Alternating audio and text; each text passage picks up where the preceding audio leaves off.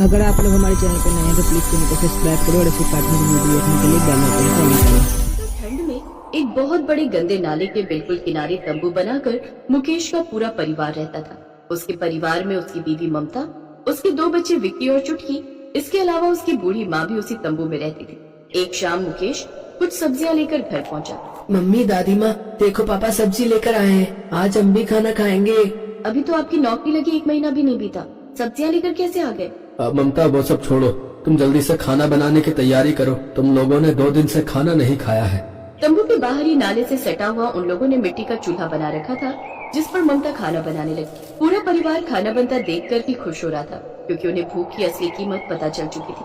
खाना बनाने के बाद सभी लोग एक साथ बैठकर वहीं नाले के किनारे खाना खाने लगे। चलो, कम से कम आज खाने को तो मिला। पापा, मुझे इससे पहले कद्दू की सब्जी अच्छी नहीं लगती थी, लेकिन आज तो बहुत स्वादिष्ट लग रही है। बिटिया, जब भूख लगती है ना तो सब कुछ अच्छा लगने लगता है। उन लोगों ने खाना खाना शुरू ही किया कि तभी नाले से कुछ मेंढक उछलकर उनके खाने में गिर गए। इससे सारा खाना बर्बाद हो गया। राम राम राम राम राम, सारा खाना गंदा हो गया। कोई बात नहीं दादी माँ, मेंढक ही तो गिरा है, हम ये गंदा खाना ही खा लेंगे। भूखे रहने से बेहतर है। विक्की की बातें सुनकर मुकेश और ममता की आंखों से आंसू छलक पड़े। नहीं बेटा, ये मेंढक गंदे नाले से निकला है। ये खाना खाकर हम सब बीमार हो जाएंगे। लगता है आज भी हमारे नसीब में खाना नहीं है। ये तो अच्छा हुआ कि 1-2 निवाले सबने खा लिए थे। और एक बार फिर से सब भूखे ही सो गए। लेकिन वो लोग चैन से सो भी नहीं पा रहे थे, क्योंकि वहाँ बहुत बुरी बदबू आ रही थी और बड़े बड़े मच्छर भी काट रहे थे। इतने बड़े बड़े मच्छर और इतनी बुरी बदबू हम लोगों को ज्यादा दिन तक जिंदा नहीं रख पाएगी। अब क्या कर सकते हैं अम्मा, गाँव वालों ने तो हमें गाँव से निकाल दिया। अब इसी बदबू में हमें जीने की आदत डालनी पड़ेगी। आखिर मुकेश के परिवार को गांव वालों ने क्यों निकाल दिया और वो लोग गंदे नाले के किनारे रहने को क्यों मजबूर? ये जानने के लिए कहानी में थोड़ा पीछे चलना होगा। मुकेश का गरीब परिवार रामपुर गांव में रहता था, जहां पर सभी उच्च जाति के लोग रहते थे। मुकेश की शादी हो गई थी, लेकिन मजदूरी के अलावा कोई अच्छा काम उसे नहीं मिल रहा, जबकि वो पढ़ा लिखा था।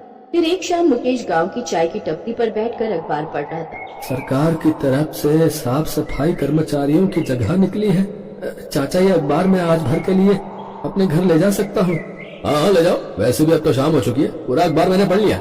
मुकेश अखबार लेकर खुशी खुशी घर आया और आते ही अपने परिवार और बच्चों से बोला, ममता, माँ, मुझे लगता है अब हमारी गरीबी दूर हो जाएगी। क्यों बेटा, ऐसा कौन सा चमत्कार होने वाला है? कोई लॉटरी लगने वाली है क्या, या कोई जुआ खेलने वाला है? अरे नहीं माँ, ये सब गलत काम मैं क्यों करूँगा। ये देखिए, अखबार में सफाई कर्मचारियों की सरकारी जगह निकली है।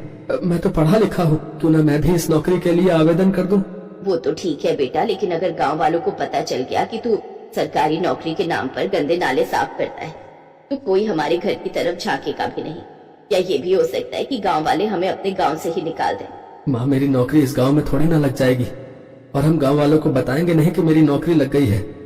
अगर गाँव वालों से डरते रहे तो जिंदगी भर गरीब ही रहेंगे। कभी खाने को मिलेगा तो कभी नहीं। सासू माँ, अगर मुकेश जी की सरकारी नौकरी लग रही है तो उन्हें कर लेने दीजिए। और वैसे भी इस काम में क्या बुराई है, कोई ना कोई तो साफ सफाई करने वाला होना ही चाहिए। हम कौन सा राजा महाराजा के खानदान के हैं जो ये काम करने में हमें शर्म आएगी। ठीक है बेटा, जैसा तुझे सही लगे।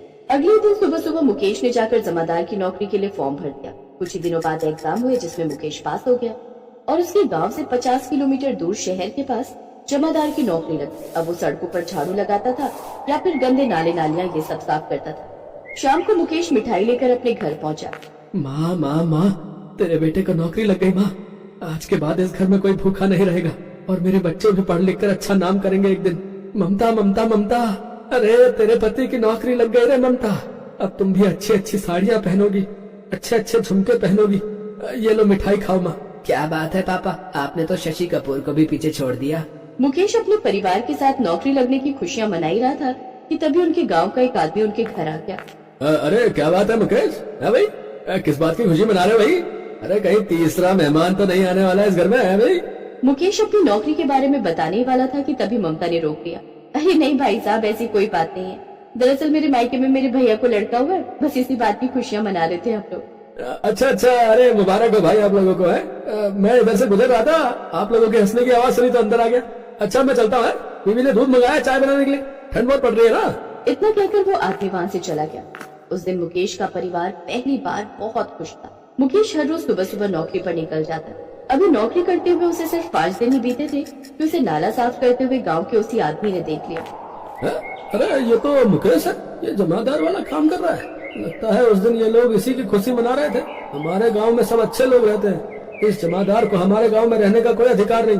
अभी जाकर पूरे गांव को बताता हूँ, फोटो भी ले लेता हूँ इसकी, वरना कोई मेरी बात पर भरोसा नहीं करेगा। उस आदमी ने मुकेश की नाला साफ करते हुए फोटो ली और वापस आकर ये बात पूरे गांव को बता दी। मुकेश सब काम धाम खत्म करके शाम को जब घर पहुंचा तब देखा कि सारे गांव वालों ने मिलकर उसके घर का सारा सामान घर के बाहर फेंक दिया। सारे गांव वाले भी वहीं इकट्ठा थे। ये सब क्या हो रहा है? ममता, क्या है ये सब? क्यों रो रही हो? गांव वालों, आप लोग यहाँ पर क्या कर रहे हैं? अरे इस गांव में सब साफ सुथरे लोग रहते हैं भाई, तो जैसे जमादार की इस गांव में कोई जरूरत नहीं है। अरे तो इस काम में क्या बुराई है? मैं चोरी तो नहीं करता ना।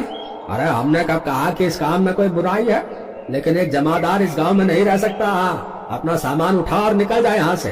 तो इस तरह गांव वालों ने मुकेश के परिवार को उस गांव से बेदखल कर दिया। कहानी एक बार फिर से प्रेजेंट टाइम में वापस आ गई।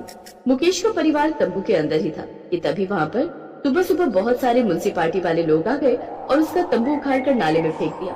अरे तुम भिखमंगों को जहाँ भी सड़क के किनारे जगह मिल जाती है वहाँ अपना डेरा डाल देते हो? ये तुम्हारे बाप की जगह है क्या? सरकारी जगह पर कब्जा करके बैठो। चलो भागे यहाँ से। बाबूजी बस कुछ महीने के लिए मोहलत दे दीजिए, हम ये जगह खाली कर देंगे। मैं अपने परिवार को लेकर कहाँ जाऊंगा? थोड़ी दूर पर एक पत्रकार खड़ा होकर ये सब कुछ अपने कैमरे में रिकॉर्ड कर रहा था। इधर मुकेश उन सरकारी कर्मचारियों को समझाता रहा, लेकिन वो लोग नहीं माने। मुकेश अपनी बीवी बच्चों और माँ को लेकर वहीं नाले से थोड़ी दूर ही सड़क पर बैठ गया। थोड़ी ही देर में मुकेश की खबर पूरे शहर में फैल गई, जो उस पत्रकार ने रिकॉर्ड की थी। वो न्यूज उस एरिया का विधायक भी टीवी में देख रहा था।